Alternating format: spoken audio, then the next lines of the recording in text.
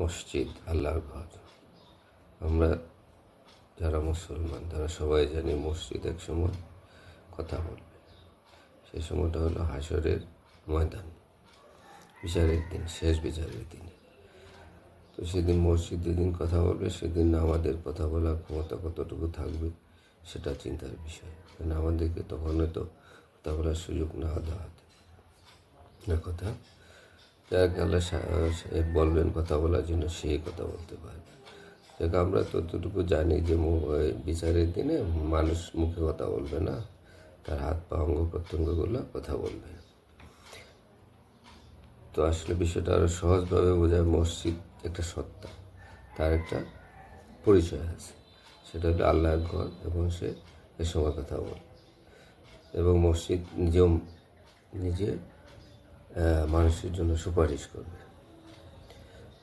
তো এই জিনিসটা আরও সহজভাবে বোঝানোর জন্য আমরা বলি যে আমাদের অনেকেই দেখবেন না যে ব্যাংক থেকে টাকা নেয় বা বিভিন্ন এনজিও থেকে টাকা নেয় বা সরকার মামলা করে বা কোনো কোম্পানি মামলা করে। ব্যাংক থেকে যখন টাকা নেয় এবং ডিফল্টার হলে ব্যাংক মামলা করে।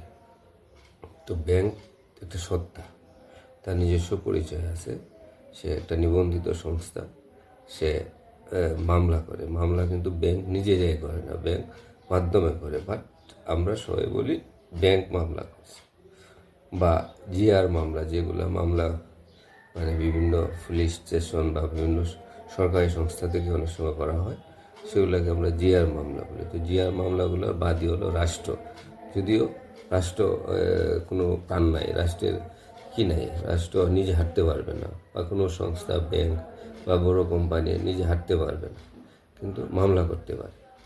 তো এই বিষয়টা আমরা যতটুকু আমরা সহজে বুঝি যে ব্যাংক মামলা করে, তো বিভিন্ন কোম্পানি মামলা করে, সরকার বা দিয়ে মামলা করে।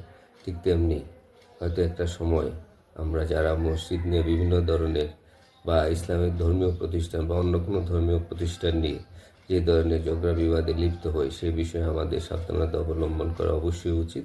কারণ মসজিদ এক সময় কথা বলবে।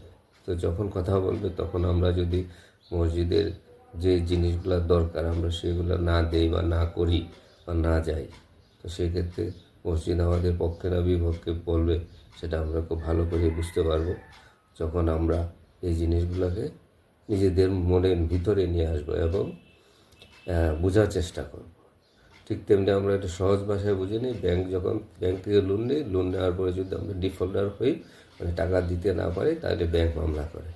তো মসজিদ নিজে একটা সত্তা, মসজিদের কিছু আদব কায়দা নিয়মকানুন আছে, ওগুলো যদি আমরা নিজেরা পালন না করি তাহলে মসজিদ একসময় আমাদের বিপক্ষে দাঁড়াতেই পারে। তো তখন তো আর আমাদের কিছু করার থাকবে না। তাই আমাদের উচিত এই ধর্মীয় প্রতিষ্ঠান, যে কোনো ধর্মীয় প্রতিষ্ঠান নিয়ে কথা বলা বা কাজ করার আগে একটু চিন্তা ভাবনা করা উচিত। আলটিমেটলি আমরা ধর্মেই আমাদের জীবন, আর ধর্মেই আমরা মৃত্যুবরণ করতে চাই। আমি